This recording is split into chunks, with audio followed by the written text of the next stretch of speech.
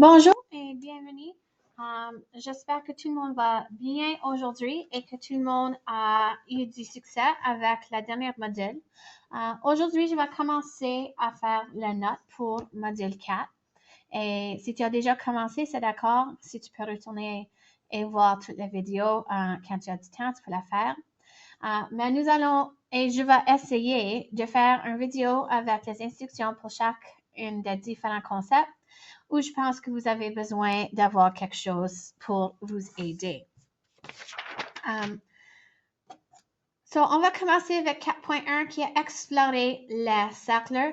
Il y en a des notes importantes qui sont sur votre Google Doc.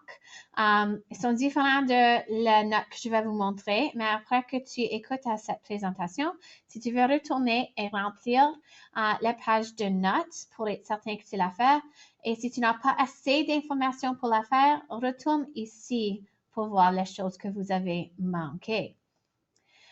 Si je tourne à mon doc, on travaille avec les cercles dans cette module. La plupart de cette section travaille avec aire et circonférence des cercles, mais ça commence tout simplement avec les mots de vocabulaire.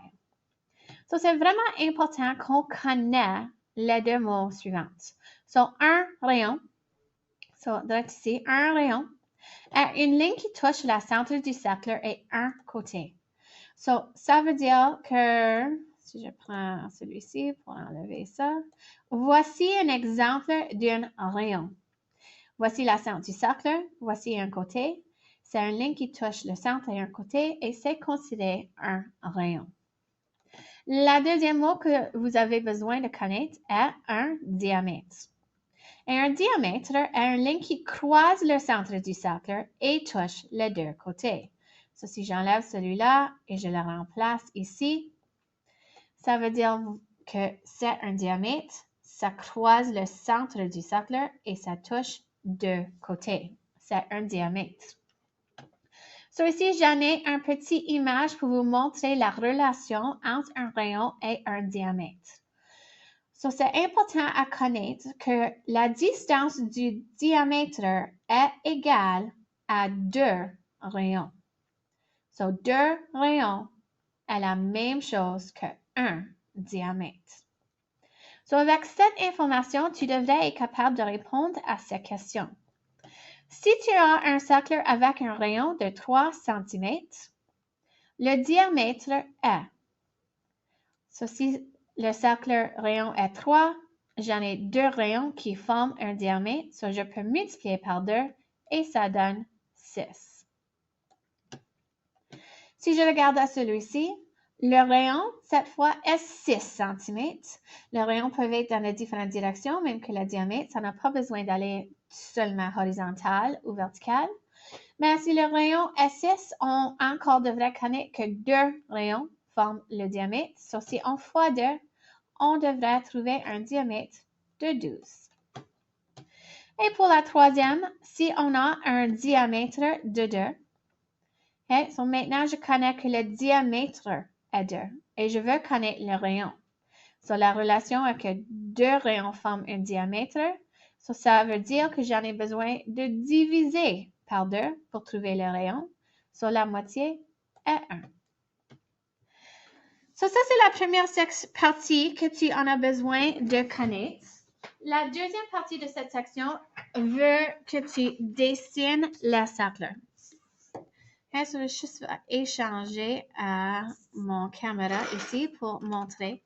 Quand tu dessines des cercles, il va vous demander de dessiner un cercle d'une grandeur exacte. Et pour être capable de faire ça, vous avez besoin d'avoir un règle et un rapporteur d'angle. Un compas. Je m'excuse. Un compas. Et le compas peut regarder différent. Il y en a certains compas comme celui-ci qui a la mine qui est là-dedans. Il y en a d'autres compas que tu as besoin de mettre ton crayon pour la faire. Mais c'est important que tu aies un compas. Si tu n'as pas un compas à la maison, c'est d'accord. La plus importante chose après aujourd'hui est d'être capable d'expliquer comment la faire pour que quand tu as tous les objets que tu as besoin, tu peux la faire. Avec ton compas, la première chose que tu devrais faire est faire certain que tu connais comment l'utiliser. Et pour être capable de la faire, tu dois aligner le mine et le bout sur l'autre chose. Okay? Ça, c'est la première chose que tu devrais être capable de faire. Deuxième chose que tu devrais connaître, quand tu vas tracer un cercle et tu mets sur la page, si tu as seulement un row directement avant, tu peux déchirer ton page ou tu peux briser quelque chose ou ça juste ne marche pas tellement bien. C'est important que tu juste mettes ton main à plus qu'un angle à côté. Et quand tu essaies de dessiner ton cercle, au lieu de bouger ton main, ça marche plus bien si tu tournes la page autour de la place. OK? Et quand tu fais ça, fais certain que tu as assez de place pour tourner l'objet. Je connais que ça va lentement des fois avec cette caméra, je m'excuse. L'image devrait montrer ce qu'on fait. OK? Comme j'ai dit, vous avez besoin d'être capable de dessiner un objet d'une dimension donnée. Si on fait un exemple, et je dis que je veux que tu dessines un cercle qui a un rayon de 2 cm. Pour être capable de faire ça, tu vas commencer avec ton règle et tu dois dessiner une ligne qui est 2 cm de long. Après que tu as dessiné ton ligne, tu vas prendre ton compas et tu vas mettre le mine sur un côté et le bout sur l'autre de ton ligne à droite pour être capable de dessiner un cercle de cette exacte grandeur. Après que tu fais ça, tu mets ton crayon sur la page et, même qu'avant, tu tournes la page. Je mets des choses qui sont dans ma place. Je m'excuse. Okay. Tu tournes ton cercle et tu vas avoir un cercle qui a exactement la même grandeur. Okay. D'autres façons que tu peux la faire, j'ai besoin de plus de place sur ma tête. Si je demande pour un cercle qui a un diamètre de 9 cm, les étapes ne changent pas, mais tu dois acheter une étape parce que tu as besoin de faire ton cercle avec le rayon. Ça veut dire que tu dois trouver le rayon pour commencer. Pour trouver le rayon, je vais diviser par 2 parce que 2 rayons font un diamètre. 9 divisé par 2 donne 4,5 cm et ça, c'est mon rayon. Après que tu as trouvé ton rayon, tu peux prendre ton règle et décider une ligne droite qui est exactement 4,5 cm. Ensuite, tu vas prendre ton compas et mettre le crayon ou le mine sur un côté pour avoir la bonne grandeur. Okay? Et tu vas tourner ton page.